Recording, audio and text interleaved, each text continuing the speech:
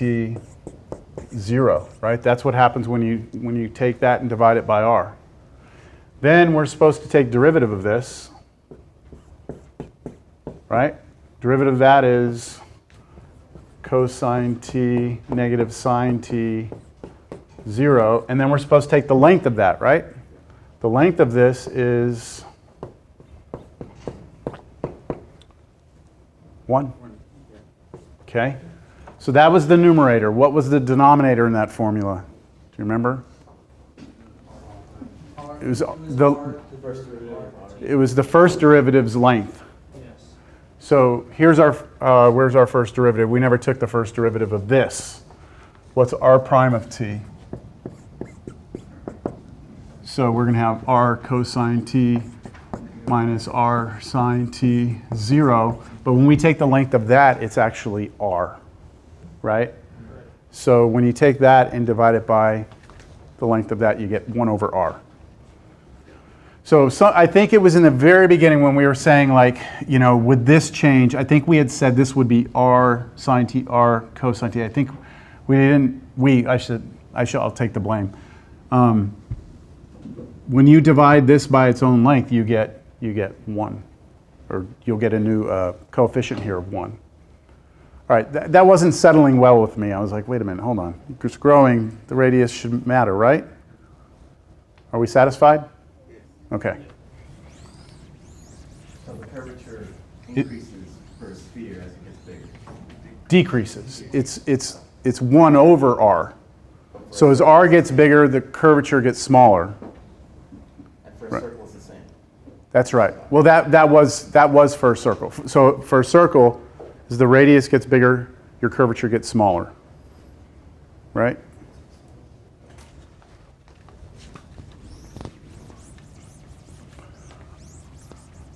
All right. So that example that we did right there, that just shows that sometimes one formula is better than the other. I think we are convinced that that formula worked. The second one was better for that one. Okay. That concludes chapter 10. And we're going to move into a new chapter now. So we're going to be talking about functions of several variables now. So let me just double check that the name of this chapter that we're going into is called partial derivatives. That's the name of the chapter. But the name of the first section here is functions of several variables. So traditionally, when you're first learning functions, you know, things like that, right? Someone gives you a function of x. We would say that this function f is a function that takes a real number in and spits out a real number. So it goes from one-dimensional space into one-dimensional space. So it's like if you're trying to visualize this, imagine taking an input off the number line, x. Okay, give me a number.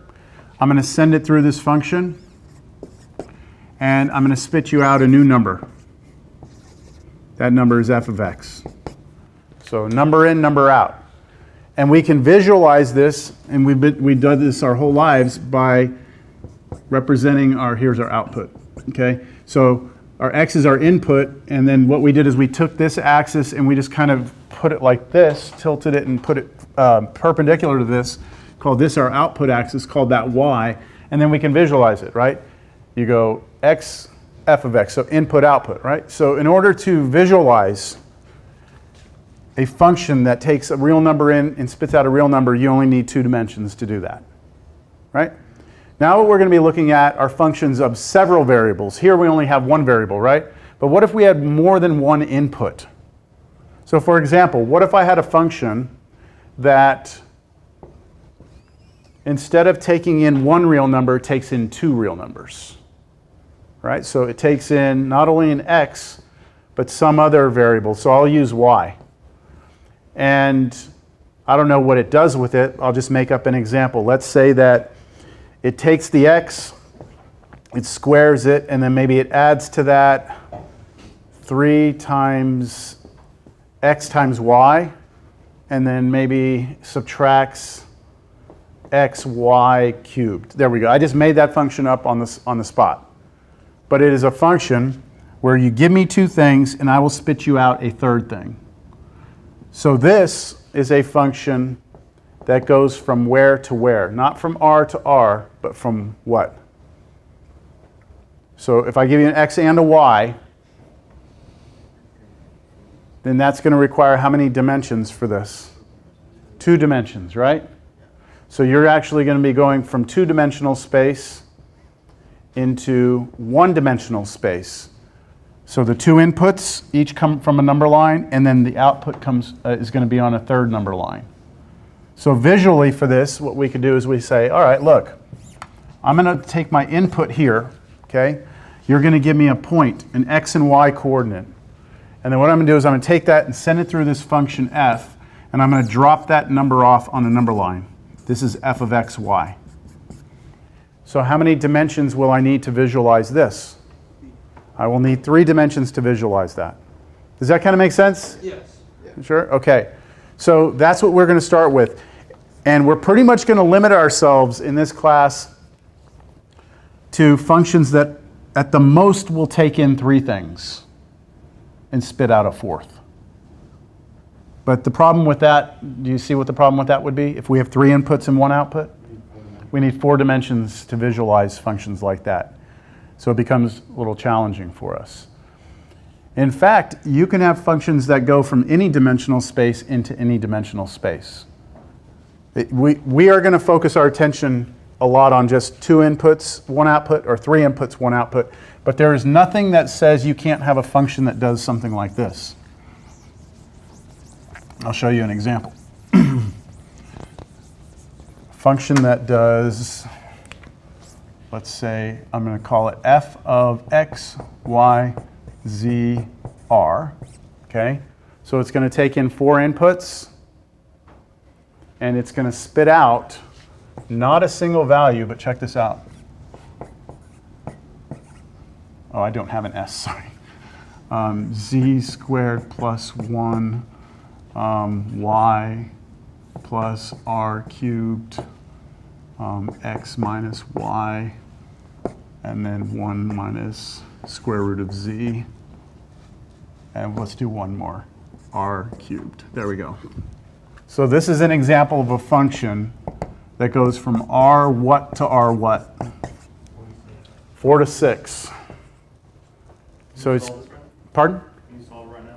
Well, there's nothing to solve. I mean, I can only talk about maybe what this looks like, but we lose that. We completely lose it, right? You can't visualize this because the input's coming from 4-dimensional space and the output's going into 6-dimensional space. But the reason I'm saying this is because in this class, what we do is we start to expand the idea of a function of several variables, but we restrict ourselves to only things we can handle. And the best we can do, I think, at this level is to go 3 in and 1 out. That's about the most we push, because that's, you can actually wrap your head around it a little bit. If I gave you, let's say that the 3 inputs were an x, y, and z position in the room, and the output was the temperature at that point. Does that make sense? So for every x, y, z input, there's a corresponding temperature output.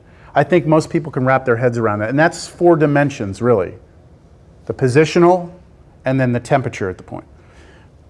Once we get past that, it gets difficult to visualize. All right? How many of you studied complex numbers a little bit in college algebra? You know these things that look like this, like 3 plus 4i? This imaginary number? Yeah. Right? How much work did you do with imaginary numbers? Not much. You know why? Because they're a bunch of bullshit anyway, so who cares, right? No. No, there's a reason why. There's a reason why. I'm going to explain it to you. You know how I just had that picture a second ago where we had, let's just take this function, x squared plus x minus 4. I'm just making it up. We said to do this, you need a number line input, gets sent through the function, comes out on a number line output, and then you can visualize that with two-dimensional space, right? Okay, the input here is a real number. The output here is a real number.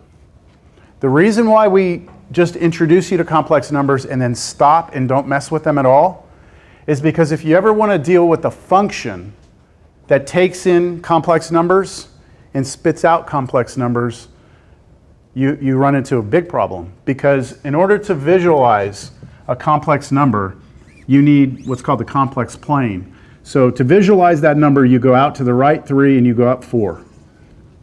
That's the visualization of that complex number. So if you're going to talk about a function that takes in a complex number and spits out a complex number, then you're going to need another two-dimensional space for the output. So that complex number goes through some function, something happens to it, spits it out as a new complex number. So you will need a total of 4 dimensions to visualize that function, right? 2 for the in, 2 for the out. So this is equivalent, basically, to going from R2 into R2. So going from the complex plane to the complex plane is basically going from two-dimensional to two-dimensional space. So 4 dimensions to visualize, and back when you're in college algebra, you're not ready to visualize 4-dimensional space, right? So what you do is you wait till you get past calculus, the whole calculus sequence, and then you take a class called complex analysis. If you're more of a math major, you take a complex analysis course, and then you say, okay, remember these complex numbers? Now that you have an idea of space a little better, let's start talking about what functions do with complex numbers. Does that make sense? So we are doing functions as several variables with a huge asterisk next to it saying only spaces we feel like we can handle at this point, all right? But they're useful spaces because, I mean, up to this point in calculus, you've pretty much been living on a flat sheet of paper, haven't you? And the real world is in 3-dimensional space. So we are going to just basically take everything and move it into a bigger space now and do everything that we tried doing back in Cal 2. All right. So functions of several variables. So we have seen already, we've already done this in this class, that if you have an equation that has x, y, and z in it, we have surfaces. These were the quadratic surfaces, cones, hyperboloids, ellipsoids, right? If we have an equation with all 3 variables, we have some surface. However, if we can take that equation and solve it for one of the variables, let's say we solve it for z, then we can write z as a function of the other 2 variables. So we're isolating z, therefore z depends on the other 2 variables, yes? If that is possible, right, then we will have one input and one output, right? The input is an ordered pair, and the output is going to be our z. I must have hit a button on here to speed that up. Let me do that. All right, so a function of 2 variables. The domain, like I just said, the domain of this function are all the ordered pairs x, y, which can be plugged into the function. This means our domain is in R2 and the range is in R. So to visualize these, we need 3-dimensional space. So I'm just repeating myself, but does this make a little more sense now that I've kind of gone through that? So here's an example. This is just mechanics, all right? Can we mechanically understand this function of 2 variables? So what would f of 2, 1 be?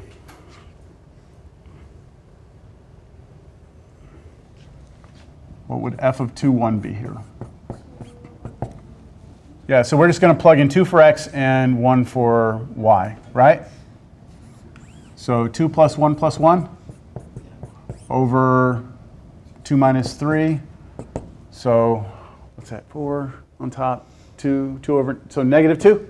Yes. Okay, right? We can plug numbers in, it's no big deal.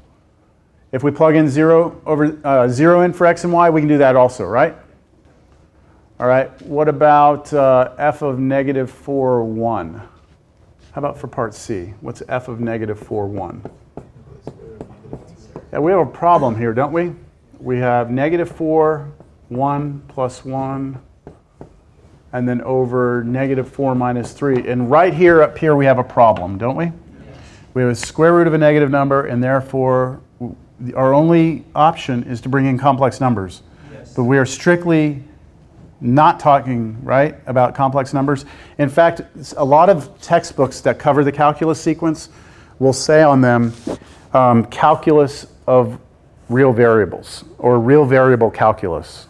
They'll say that on there because they want it to be understood that we are only dealing with real numbers here, all right?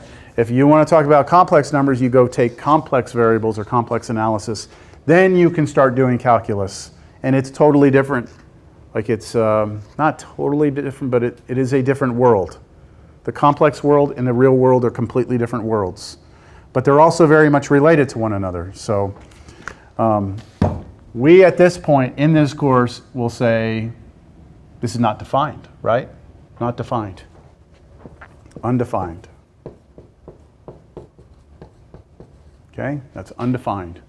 Which means we have a domain problem. There are certain ordered pairs that can't get plugged in. So here we want to actually try and find the domain of this then. So we look at the function, we ask ourselves, where will we have problems? So where would we have a problem here with this? What's one thing you can tell just right off the bat? X can't be 3. Y'all agree with that? X cannot be 3. So when we're talking about the domain here, X cannot be 3, right? But remember, the domain, when we were looking at this, I tried to draw you this picture. We said we're taking numbers out of two-dimensional space and dropping them off on a number line, right? So when we're talking about the domain, we're talking about this right here. We're saying X cannot be 3, or else we have division by 0. So if we go out to X is 3, we're not saying take out that point. We're saying take out that entire vertical line. This entire vertical line cannot be in our domain, right? Anything on here wouldn't work because we'd have division by 0. What else won't work? Anything that gives us a negative in the square root, right? Okay, so let's write that down mathematically. We know that x plus y plus 1 can't be negative, right? So must be greater than or equal to 0. And that's a linear inequality. And we should all be comfortable solving a linear inequality. Y must be greater than or equal to negative x minus 1. So I'm isolating y on one side. And do y'all remember how to do this? Like, how do you figure out where this inequality is true? Yeah, you just basically draw it like it was an equation. Just sketch this like it was a real line, okay? So treat that like an equal sign, and this would be a line with a slope of -1 and a y-intercept of -1. So that would be like down 1, and then your slope would go like that. That would be that line, right? Yeah. Yes. But it's not just that line. It's any points that satisfy this. So this is where you're either going to shade like one side or the other, this line. So which side gets shaded? Like this, I don't know. How do we want to say this? Left, right? So I'm hearing left. Underneath, yeah. Underneath? Underneath or above? Yeah, okay. So underneath or above?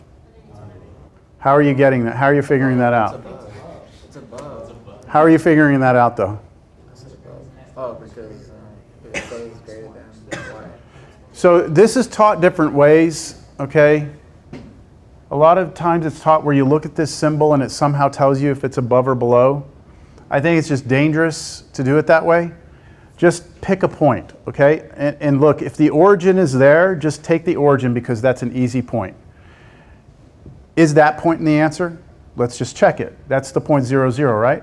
So what happens if this is 0 and that's 0? What does the inequality say? 0 bigger than or equal to -1. Is that true? Okay, so that means that point lies in the solution set, which means it's that side of the line. It's much easier than trying to figure out like which way the symbol, just test a point, right? So it's everything over here, right? That stuff is good, it's valid, but we can't have that, right?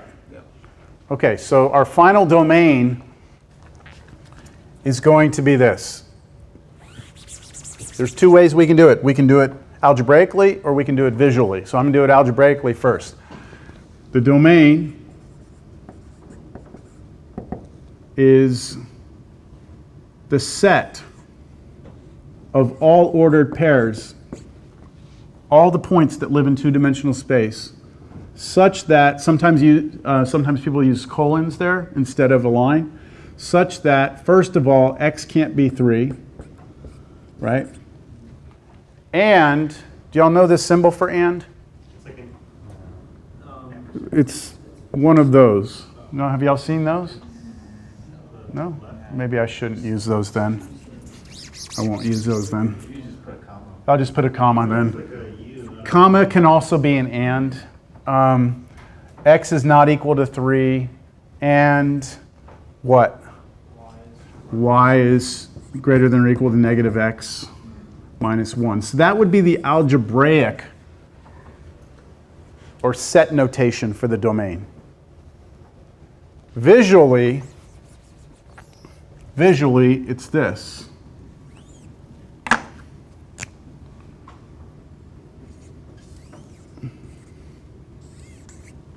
It's supposed to be a straight line.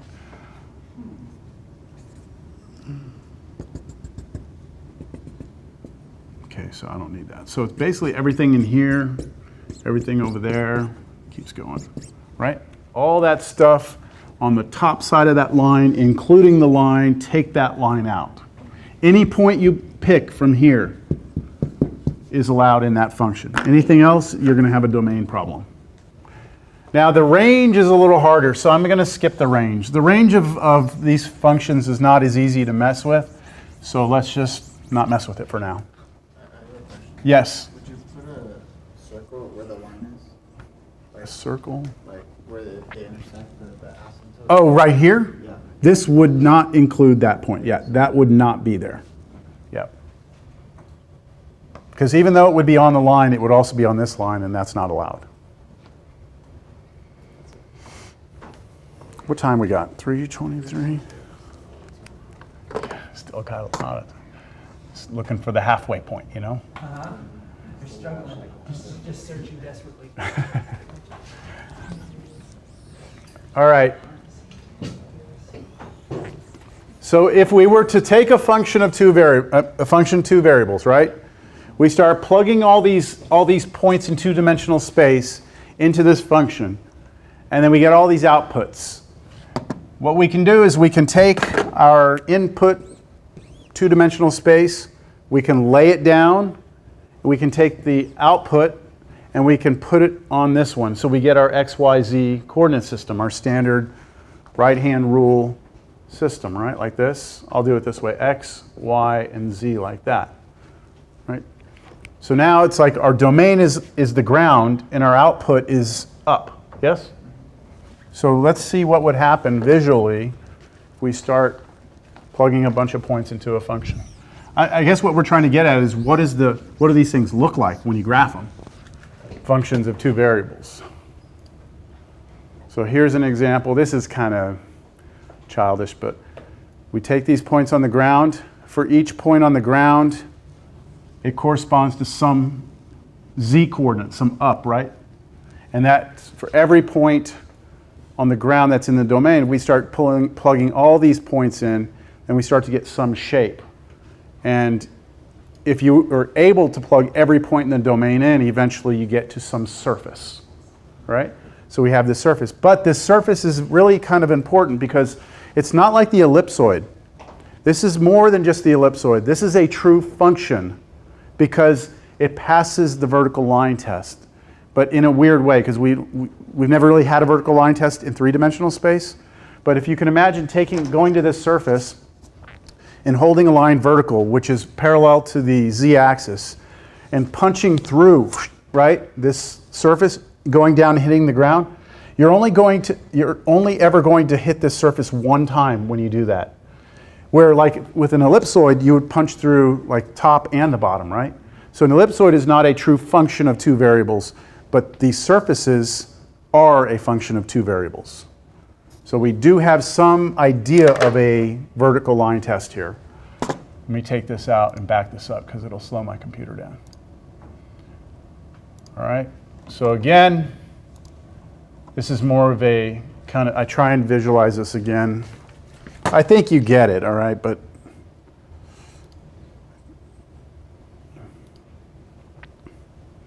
so this is kind of a, I have a surface here. This is our domain. So for every point over here, so every point on the ground,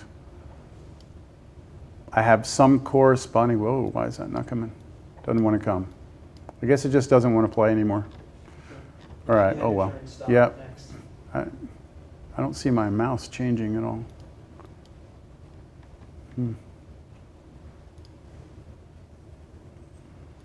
Try it again.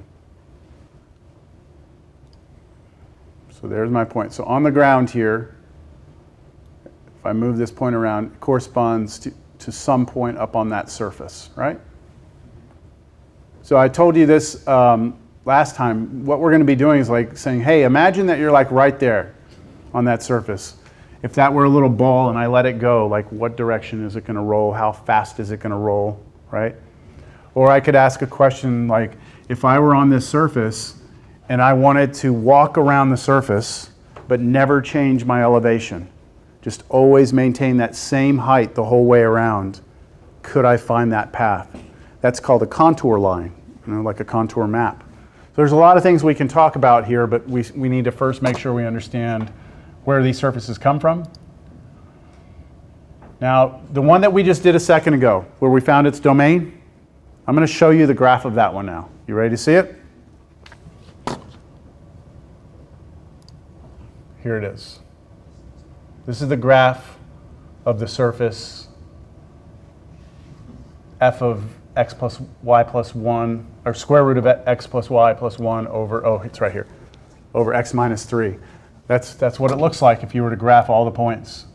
Now, there's some weird stuff happening, and this is just my computer's freaking out. That's what this jagged edge is. That's my computer going, oh, shit, because it has a vertical asymptote, basically. Do y'all see that vertical asymptote? Yeah. And so my computer is getting to a point where it's like it doesn't know how to handle it. So it starts spiking, and that's just the limitations of a computer, all right? And what I think is really cool about this surface is what it looks like from the top. That's looking straight down. That's like if you're up at infinity, looking straight down at this is what you see. And can you see the domain? It's obvious, right? Here's that line we drew. Here's that x is 3, you can't be there. But you can see that there's a lot of things happening near those weird places. All right, let's look at this one. Why don't you take a minute? What I want you to do for this one, you do it on your own, y'all can work together. I would like for you to see if you can, don't worry about that, don't plug in 3, 2, who cares about that? Figure out if you can determine what the domain of that is and sketch it.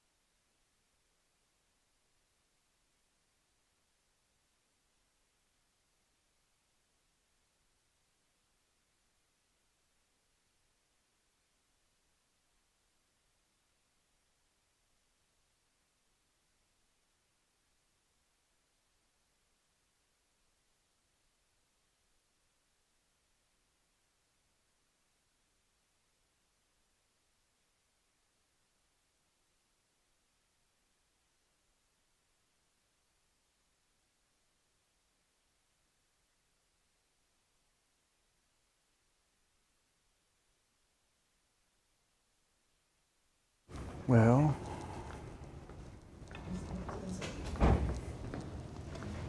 did y'all get something? Something.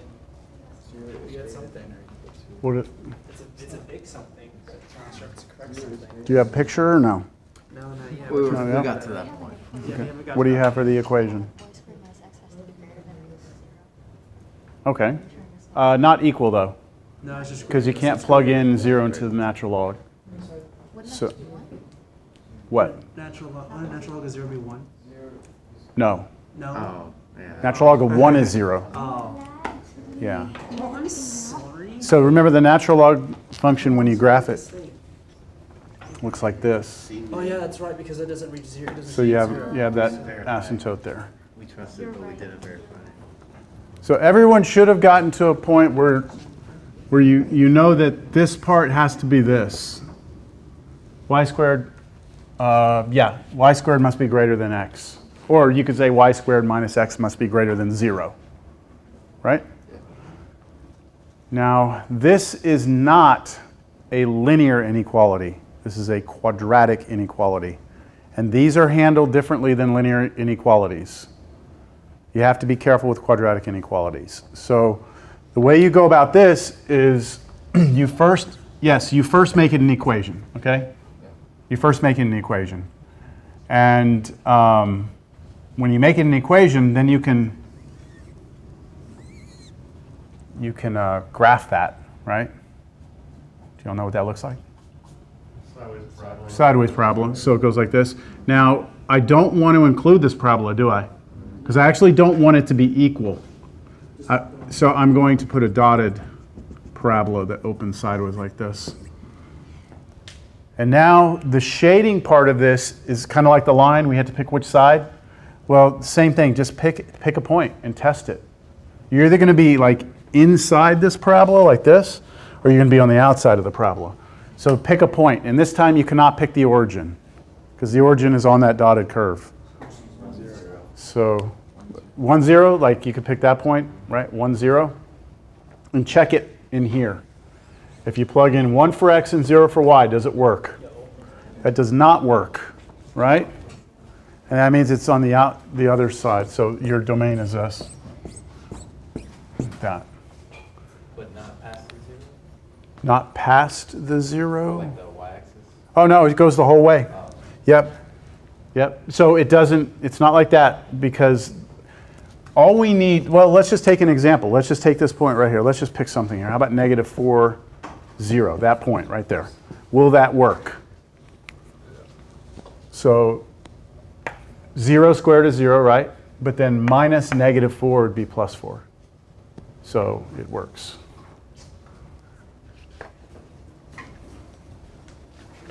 All right? So let's take a look at this one. You all want to see what this graph looks like? Yeah. There it is.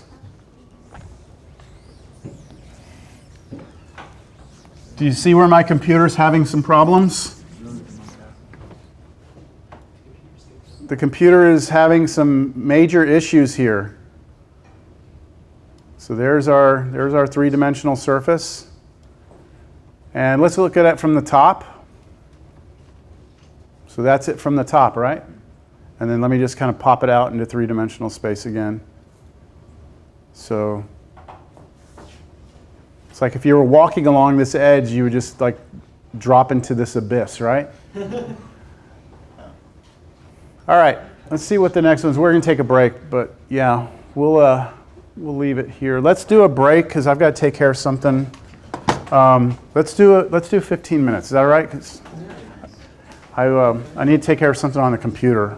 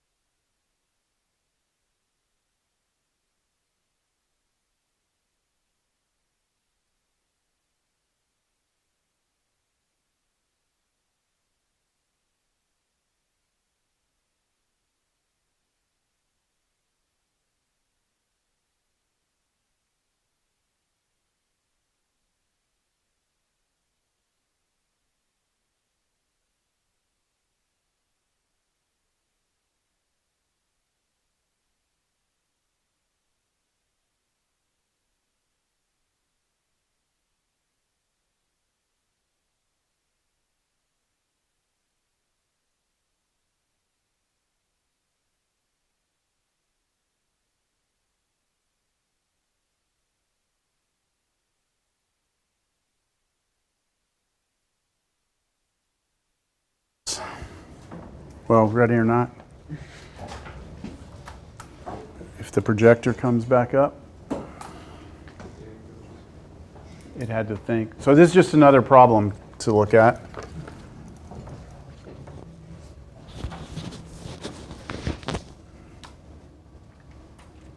So on this one, what is it that we need to set up to talk about the domain of this? What is our inequality that we need here? Yeah, everything underneath the radical, right? The radicand, we need all of that to always be greater than or equal to 0. So again, we have a quadratic inequality here, so we'll turn it into an equality. And then what we'll do is we'll just see if we can figure out what this looks like. So can you all tell what that is? Circle, radius 3, right? So visually, we have a circle of radius 3. Do we include the boundary of the circle? We do, because we can have equality. And then it's a question of whether or not it's the inside or the outside. So you can pick a test point and just plug it in here. So I think the origin works again. 0, 0. Is that part of our domain? Yeah, 0 here, 9 bigger than or equal to 0. That works. That means everything inside will work. So our domain is just that disk.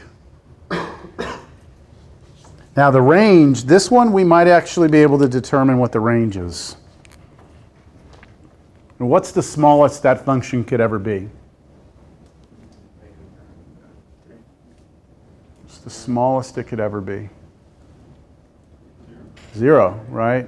Like, let's say x is 3 and y is 0. Right? Then that's 0. And then it should be able to be every positive number, but there's a maximum positive number you could be. What would be the maximum this thing could actually get? The key is that both of these are squared, which means when you square these are both positive, but then you're subtracting, right? So the least you could ever subtract from 9 would be what? What would be the least you could ever subtract? 0, right? If this was 0 and this was 0, then that's the guess best case scenario. So it looks like anything, the range, the output is everything between 0 and the square root of 9, which is 3. So we should have some function that looks like this, right? This is our domain, and then biggest it could be is 3, smallest it could be is 0. Before I show it to you, let's look at this right here. That's the function rewritten where I replace f of x, y with z, right? Let's square both sides of this equation.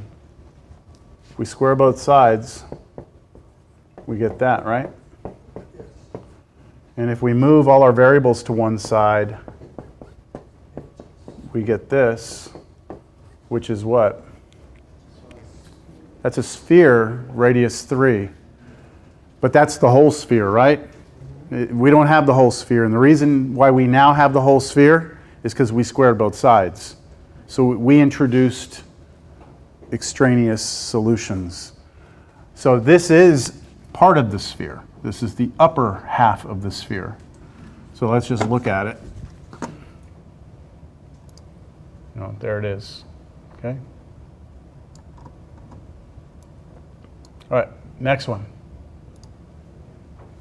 We can extend the ideas that we've been talking about from functions of 2 variables into functions of 3 variables.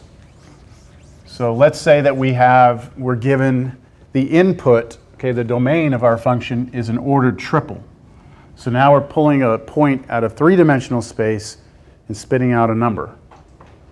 We need 4 dimensions to visualize. This isn't happening, but we can still talk about the domain, right? Because the domain is in 3-dimensional space. So look at this function of 3 variables. F of x, y, z equals the square root of 9 minus x squared minus y squared minus z squared. So we could plug in 1, 2, 0, right, into this and get some number, right? But what is the domain of this? Same exact setup, right? We say, okay, we need to make sure that everything that's underneath that radical is bigger than or equal to 0. So we need to make sure that 9 minus x squared minus y squared minus z squared stays bigger than or equal to 0. And then we change that into an equation. And if we change it to an equation and move all of our stuff over, right, then we have what? What is that? That's our sphere of radius 3. Kind of like the last problem, but the important difference is that this is our domain. So it's like this function right here. You are only allowed to pick things if they live, sorry, I forgot one thing. What did I forget? This, I gave us a sphere, that's this equation. We have to test, is it inside or outside this sphere? So do we include the boundary or not? Do we include the shell? Yes, because we can have equals. The question is it inside or outside? So we can test a point. So let's test 0, 0, 0 again. It works, right? So this is actually everything in there. So it's a solid ball. So this function, you imagine picking a point out of three-dimensional space, sending it through the function. The only points that you're allowed to plug in have to live within that ball. Then you have some output. All right, so that's it for the first section. The first section is just to get you familiar with the kind of the notation and the basic feel for what a function of several variables looks like. And now, what do you think comes next? Think about your journey through calculus. You know, you start out in algebra, you talk about functions, right? You get into calculus and you start talking about limits, right? So let's see what the next section has in order for us or in store for us.